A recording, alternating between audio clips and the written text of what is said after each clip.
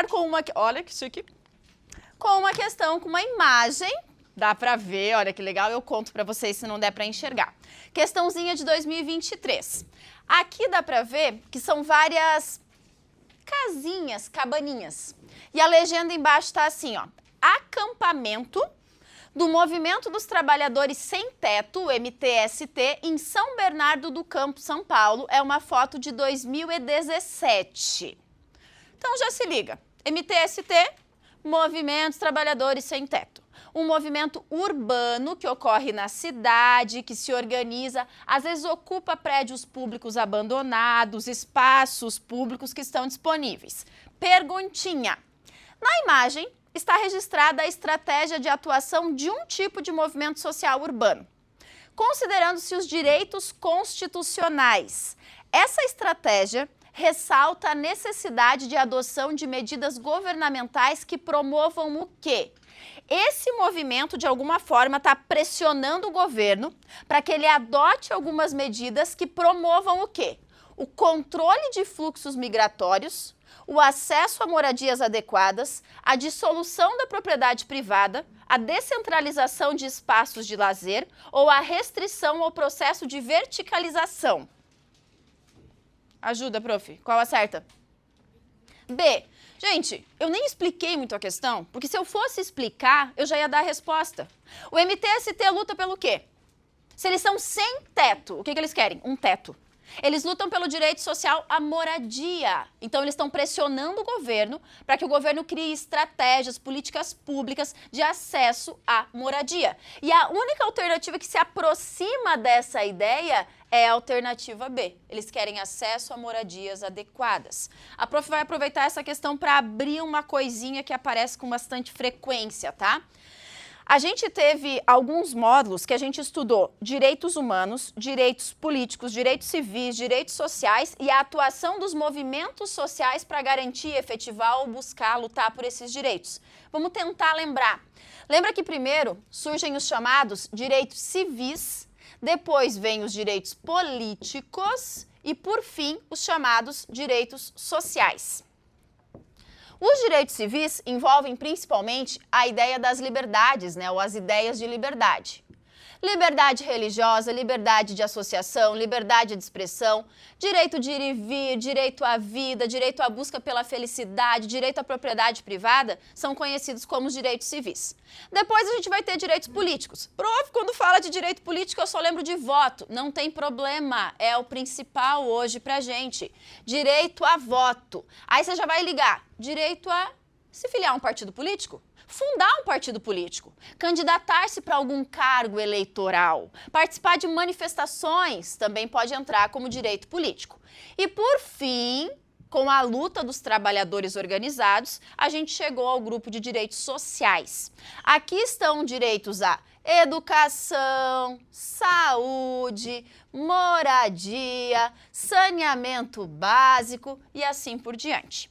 Lembrando disso, a gente consegue encaixar os movimentos sociais que lutam para alcançar, garantir ou efetivar esses direitos. Alguns movimentos sociais estão mais ligados à defesa dos direitos civis. São aqueles conhecidos como novos movimentos sociais, que surgiram principalmente da década de 70 para cá. Então, a gente vai falar aqui de movimento LGBTQIA+, movimento ambiental, discussão bem presente nas últimas semanas. Posso dar um chute? A redação vai cair algo ligado ao momento fumaça. Óbvio, prof? Eu acho que vai ser bem óbvio. Vai ter alguma coisa ligada a desmatamento, queimada, ou como isso afeta o nosso dia a dia, alimentação, doenças respiratórias. Estou apostando nisso. É um óbvio, mas eu acho que é um óbvio muito válido para esse ano, tá?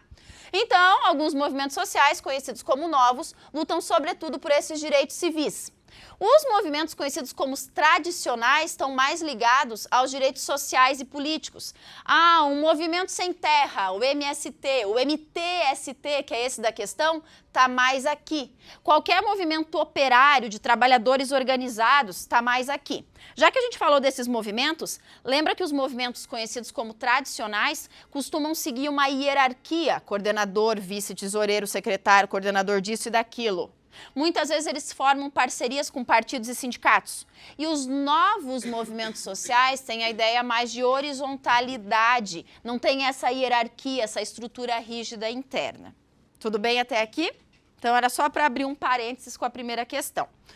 Acertamos a primeira. Ó, voltei para minha foto, é porque é muito bonita. Segunda questão, para mudar um pouquinho o tema também. Repara que tem um texto, é bem interpretação, tá? Vai falar de uma coisa minimamente curiosa. Para a gente já é meio natural, comum, mas aqui nem tanto. Do século XVI em diante, pelo menos nas classes mais altas, o garfo passou a ser usado como utensílio para comer, chegando através da Itália, primeiramente a França, e em seguida a Inglaterra e a Alemanha, depois de ter servido durante algum tempo apenas para retirar alimentos sólidos da travessa. Henrique III introduziu na França, trazendo provavelmente de Veneza. Seus cortesãos não foram pouco ridicularizados por essa mania afetada de comer e, no princípio, não eram muito hábeis no uso do utensílio. Pelo menos se dizia que metade da comida caía do garfo no caminho do prato à boca. Em data tão recente como o século XVII, o garfo era ainda basicamente artigo de luxo, geralmente feito de prata ou ouro.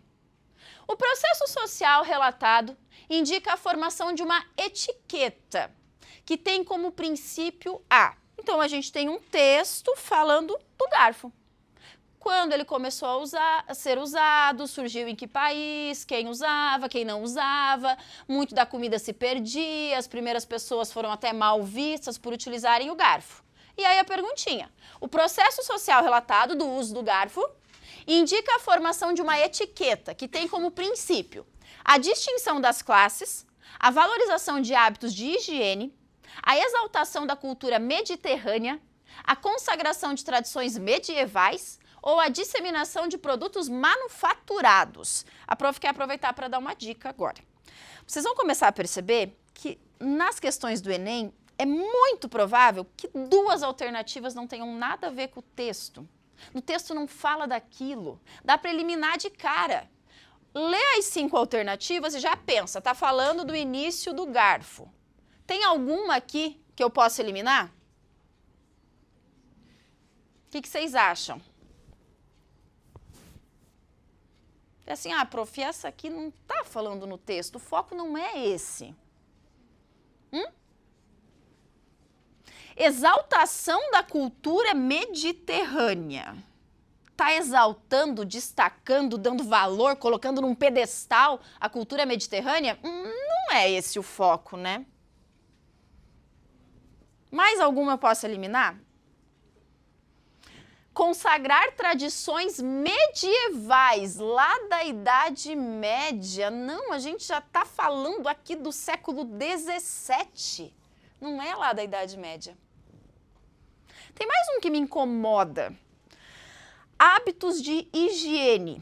Em algum lugar do texto fala que a utilização do garfo nasce ou surge para valorizar a higiene ou para desenvolver hábitos de higiene? A preocupação é essa? Qual a correta? De amor. Tenho 2 pistas para essa. A gente está querendo mostrar quem é de cada classe, porque não são todas as classes altas. Aqui o garfo passou a ser utilizado e feito de prata ou ouro, artigo de luxo, geralmente feito de prata ou de ouro. As classes baixas não tinham acesso ao garfo, não utilizavam o garfo no início. Ele servia como instrumento para distinguir e diferenciar as pessoas que são da classe alta ou não são da classe alta, tá? Então, como artigo de luxo aqui, letra A, de amor, é a correta. Tudo bem? Número 3. Mesma vibe, bastante interpretação aqui no texto. Em Vitória, Espírito Santo, no bairro Goiabeiras, encontramos as paneleiras, mulheres que são conhecidas pelos saberes, fazeres das tradicionais panelas de barro, ícones da culinária capixaba. A tradição passada de mãe para filha é de origem indígena e sofreu influência de outras etnias, como a afro e a luso. Dessa mistura, acredita-se que a fabricação das panelas de barro já tenha 400 anos. A fabricação das panelas de barro se dá em várias etapas, desde a obtenção de matéria-prima à confecção das panelas.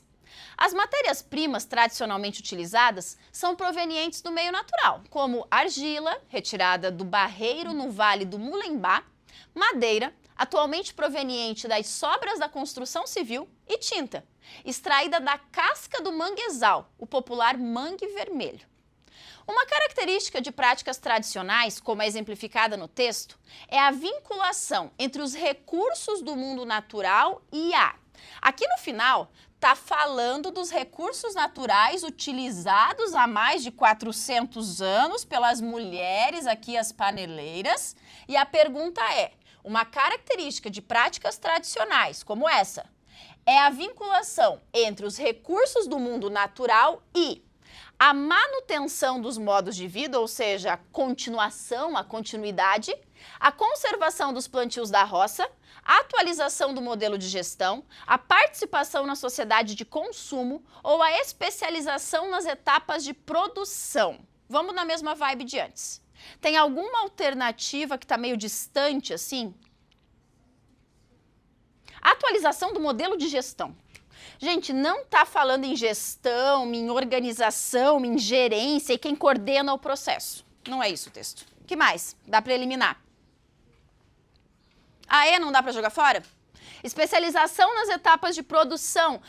Cada um faz um pedacinho, daí passa a panela para o próximo, que continua quase uma esteira de produção, tempos modernos lá do Chaplin. Não fala disso o texto. Qual a certa? Vamos eliminar a B, né, gente? Conservação dos plantios da roça? Fala de roça. Não está falando de agricultura. Não, não é isso. A correta, então, é a letra A de amor. Porque eles têm a continuidade, eles estão conservando, eles estão mantendo os mesmos modos de vida há 400 anos, passando de mãe para filha. Então, eu vou ter a continuidade dos mesmos modos de vida. Eles estão vinculando, utilizando esses recursos naturais há muito tempo. Eles querem manter essa tradição. Por isso que a letra A de amor. Acertamos. Estou voltando?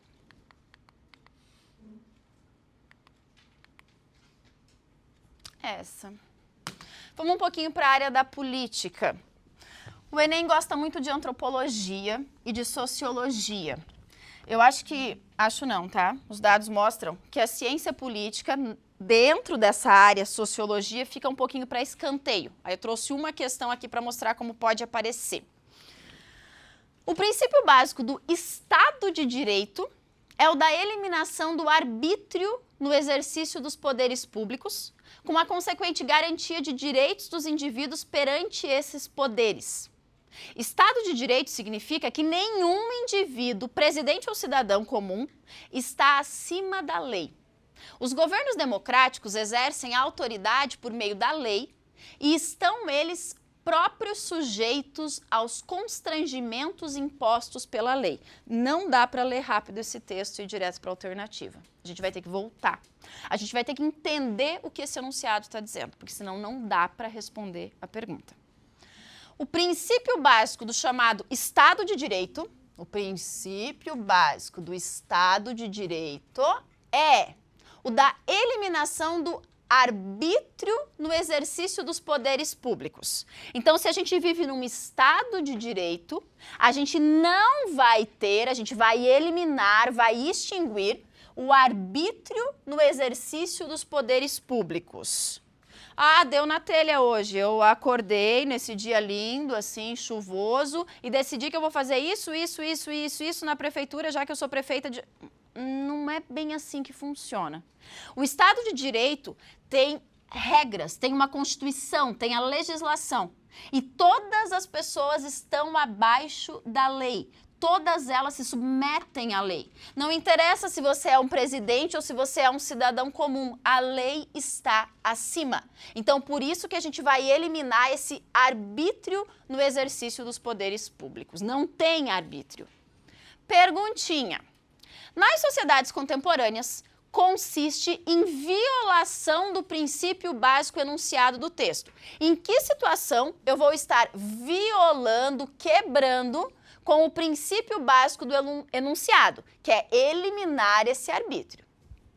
Eu vou violar quando eu suprimir as eleições de representantes políticos, ou quando eu intervir em áreas de vulnerabilidade pela igreja, ou quando disseminar projetos sociais em universidades, quando ampliar processos de concentração de renda ou quando regulamentar as relações de trabalho pelo legislativo. Em qual situação eu vou estar violando o princípio básico do Estado de Direito, que é eliminar o livre-arbítrio no exercício dos poderes públicos? O que vocês colocariam? Hã? E? D? Estão na dúvida?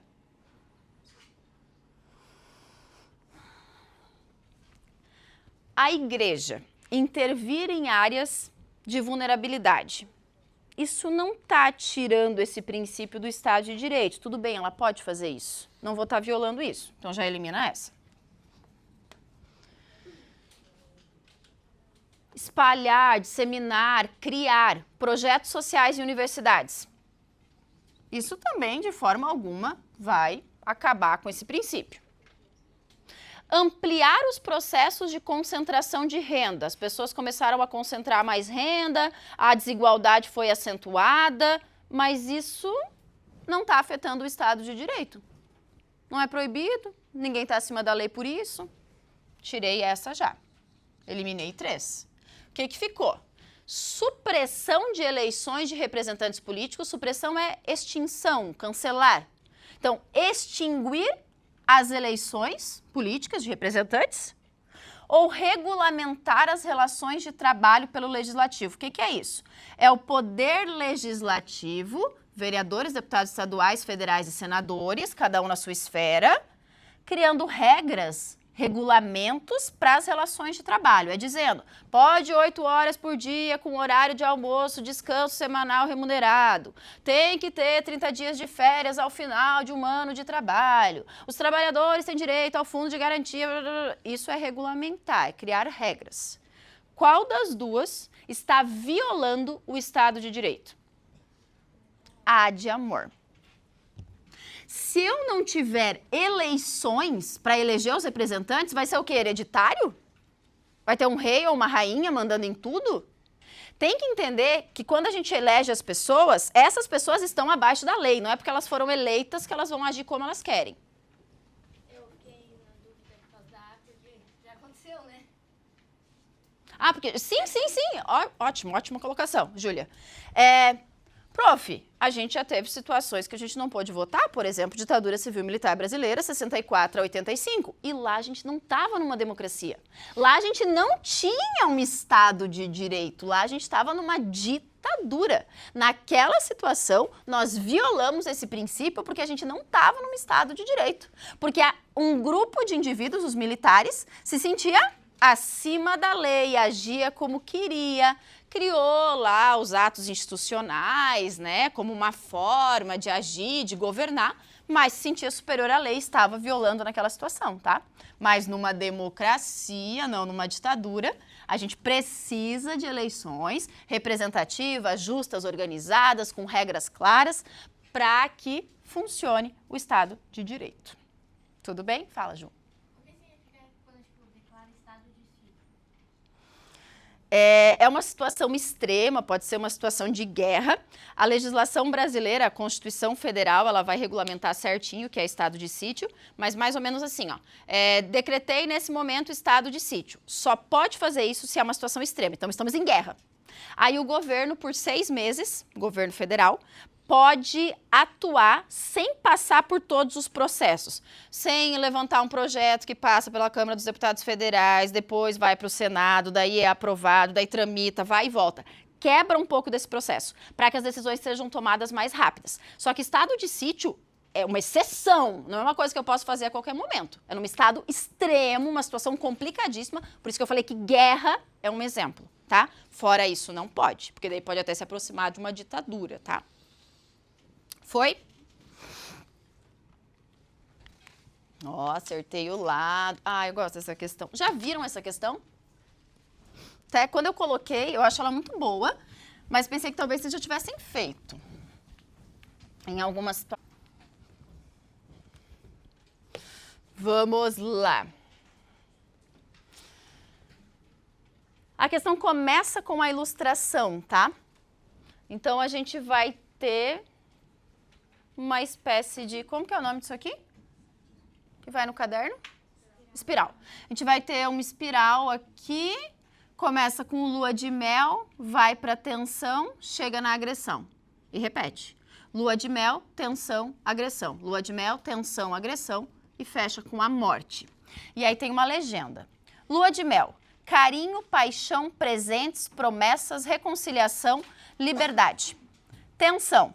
Insulto, humilhação, intimidação, gritos, ameaça, controle, isolamento, medo, conflito, descumprimento de promessa e agressão. Empurrão, beliscão, puxão de cabelo, sufocamento, arremesso de objetos, tapa, chute, espancamento. Tem essa imagem no início da questão. E aí vem a pergunta. O ápice da ilustração se traduz por uma conduta social caracterizada pela... Qual é o ápice? A morte. É o topo, o final aqui, ó. O ápice é a morte. Então, o ápice se traduz por uma conduta social caracterizada pela... Gente, isso aqui tá falando do quê? Feminicídio. Violência contra a mulher. Isso aqui tá falando... Isso aqui são estudos que trazem essa ideia, não é assim jogado pro ar, tá? Que é um percurso corriqueiro e que se repete. No sentido de... Nossa, amor, carinho, promessa, reconciliação, tudo maravilhoso. Mas daí caminha para o período de tensão, intimidação, humilhação, medo, conflito. E aí chega até a agressão, empurrão, chute, o espancamento. Isso vai se repetindo, repetindo, repetindo e o final é a morte. E aí a pergunta, se eu saco isso, fica tranquila. O ápice se traduz por uma conduta social caracterizada pela cultura do cancelamento, prática do feminicídio, postura negacionista, ação involuntária, defesa da honra. A correta aqui, estamos falando da prática do feminicídio. Alguma dúvida aqui para as outras alternativas? Ficar em dúvida entre alguma? Tem que sacar a imagem, né? Então, letra B, de bola. Número 6.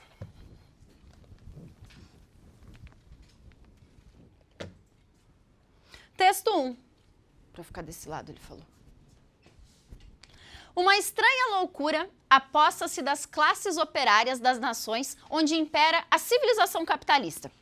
Essa loucura é o amor pelo trabalho, a paixão moribunda pelo trabalho, levada até o esgotamento das forças vitais do indivíduo e sua prole. Texto 2. Vivemos numa época em que as pessoas são tão trabalhadoras que ficam estúpidas. De novo. Uma estranha loucura aposta-se das classes operárias das nações onde impera a civilização capitalista. Então, olha só. Nos países capitalistas, as classes operárias estão com uma estranha loucura. Que loucura é essa? O amor pelo trabalho. A paixão moribunda pelo trabalho, levada até o esgotamento das forças vitais do indivíduo e sua prole, os filhos, próximas gerações. Vivemos numa época em que as pessoas são tão trabalhadoras que ficam estúpidas. De acordo com os textos, a reflexão sobre o mundo do trabalho no século XIX aponta para o conceito sociológico de alienação, higienismo, passividade, emancipação ou mercantilização. Se a gente for naquela vibe de eliminar as alternativas que não têm muita relação com o texto, eu começaria com a letra D. A letra D está falando de emancipação, de liberdade, de libertação. Não é essa vibe. A gente está falando aqui que os operários no mundo capitalista estão sendo apossados por uma loucura. E essa loucura é o amor pelo trabalho, que leva até o esgotamento das forças vitais dele, trabalhador operário, da sua prole, da sua família. Não tem nada de libertação, emancipação. Mercantilização vem de tornar algo comercial. Comercialização, dinheiro, troca, venda, compra, mercadoria, não é muito essa ideia que está aqui também. Aí ficamos com A, B e C. Tem uma pista aqui, tá? Tá pedindo para a gente apontar para o conceito sociológico. Lembra das aulas de sociologia? Esse aqui a gente trabalhou, alienação. Higienismo, a gente já trabalhou em sociologia? Não, aparece lá em história, isso aqui nem é da sociologia. Passividade não é um conceito sociológico criado por um pensador, discutido, trabalhado. Se eu fosse por essa vibe, é sobre a alienação. Segunda possibilidade de chegar aqui. Lembra que a alienação na sociologia está ligada ao mundo do trabalho. O trabalhador alienado é o Chaplin. É aquele que não se reconhece na mercadoria que produziu, não domina todo o processo produtivo, que faz um trabalho repetitivo várias vezes, milhares de vezes, sem entender o que está acontecendo. É um trabalhador que se esgota.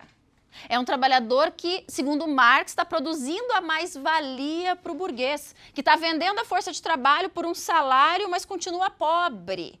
Então, a gente está falando do conceito de alienação. Além disso, gente, higienismo e passividade também não tem muita relação com o texto, né? Dá para eliminar essas duas também.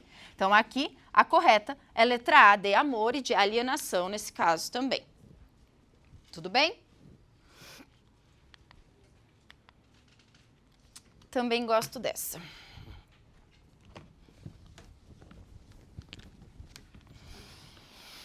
Diálogo. Ana Maria, entrevistadora. Vida de empreguete é tão dura assim como vocês retratam no clipe? Penha, empregada. Olha, Ana, difícil mesmo é aturar cara de patroa ignorante que não sabe pedir as coisas com educação. Sônia, patroa. Ana, eu acho que nós estamos vivendo uma inversão total de valores, entende? Não somos nós que precisamos das empregadas. Elas é que precisam do emprego. Precisam do dinheiro que nós pagamos. Cida, empregada. Até parece, dona Sônia. A senhora precisa de mim até para pegar água. Sônia. Eu sou de um tempo em que os serviçais sabiam o seu lugar. Cida. Eu esqueci que a senhora pegou a época da escravidão. Ana Maria. Gente, eu só quis promover aqui uma confraternização. Chayene, patroa. Ana, pare tudo, porque agora eu quero falar. Eu sou uma patroa que dou de tudo. Eu dou comida, eu dou quartinho, eu dou sabão de coco para elas se lavarem, eu dou papel higiênico, eu dou copo, prato, talher, tudo separado, sem descontar o salário. Penha. Agora, para tirar férias, como manda a lei, é um sacrifício. E ela viaja e quer que eu fique carregando a mala dela.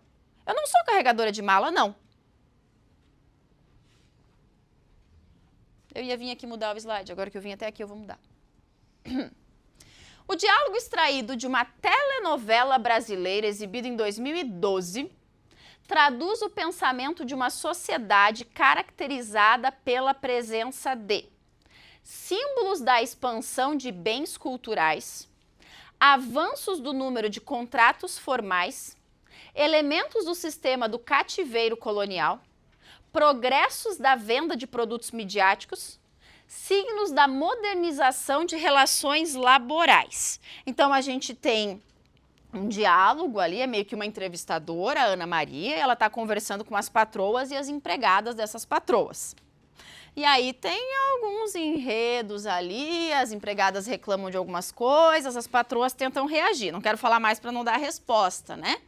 Esse diálogo de uma novela de 2012 traduz o pensamento de uma sociedade que é caracterizada pela presença do quê? O que eu posso jogar fora que não tem nada a ver com o texto, com o tema? Ah, de amor pode ser?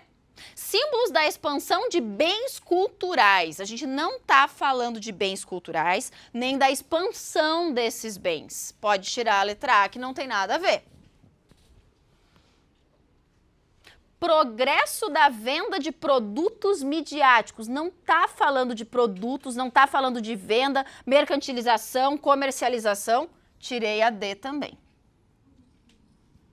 Ficamos entre avanços do número de contratos formais, elementos do sistema do cativeiro colonial, Signos da modernização de relações laborais, relações de trabalho. As relações de trabalho estão cada vez mais modernas. Não.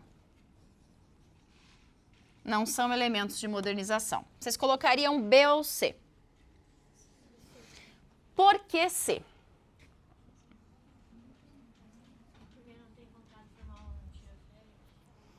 Não tem contrato formal e tem uns detalhes aqui. Olha só, essa última fala é bem pesada, tá, gente? A última patroa, olha só. Eu dou de tudo. Eu dou comida, eu dou quartinho, eu dou sabão de coco para elas se lavarem, eu dou papel higiênico, eu dou copo, prato, talher, tudo separado, sem descontar do salário. Isso aqui parece período escravocrata. Não é a patroa que está dando isso para a empregada. A empregada tem direito. Não é eu tô dando comida. Ela tem direito à alimentação, a vale alimentação. Não é eu tô dando um quartinho. Se você contratou ela para dormir na sua casa, você tem que dar um espaço adequado para ela dormir. Nem sei se pode ser quartinho, não pode ser quartinho. Ela está se gabando de dar algumas coisas que são direitos da funcionária.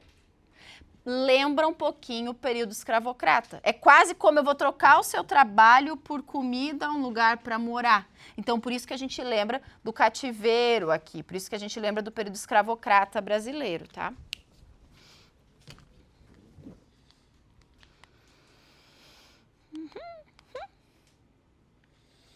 Essa. Não falamos disso ainda, né? Nas Antilhas, o jovem negro que na escola não para de repetir, nossos pais, os gauleses, identifica-se com o explorador, com o civilizador, com o branco, que traz a verdade aos selvagens, uma verdade toda branca. A identificação, isto é, o jovem negro adota subjetivamente uma atitude de branco.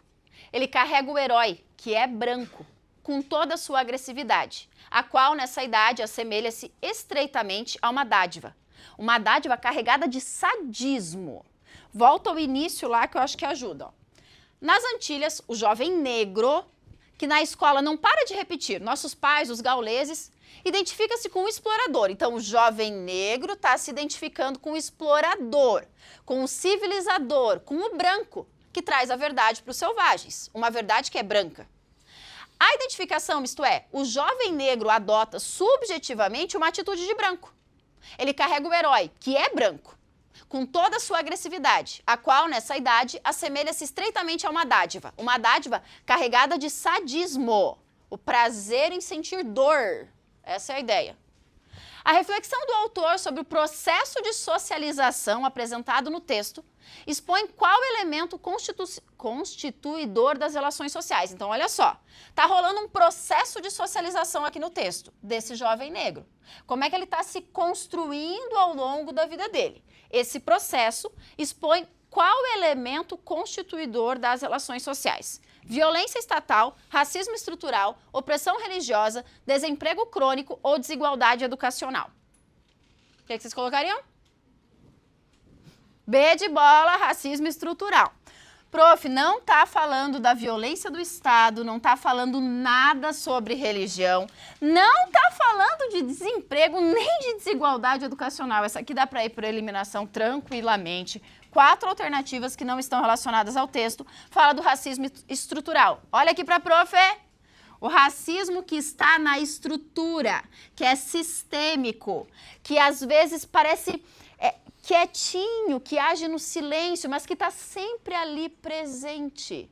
Nas situações mais cotidianas, comuns, corriqueiras da nossa vida, está lá ele. Tá a gente na escola apresentando os heróis que são sempre brancos, que aparecem como salvadores e assim por diante. Então, letra B de bola.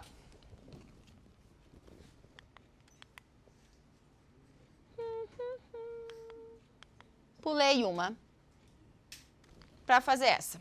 Pulei a 9.